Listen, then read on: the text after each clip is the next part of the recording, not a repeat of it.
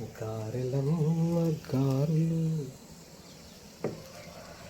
అందమైన గారులు, రుచులలో గొప్ప రుచి కలిగిన గారులు. కాలమేదైనను గాని వీటి రుచి వేరు, వీటి డిమాండ్ వేరు.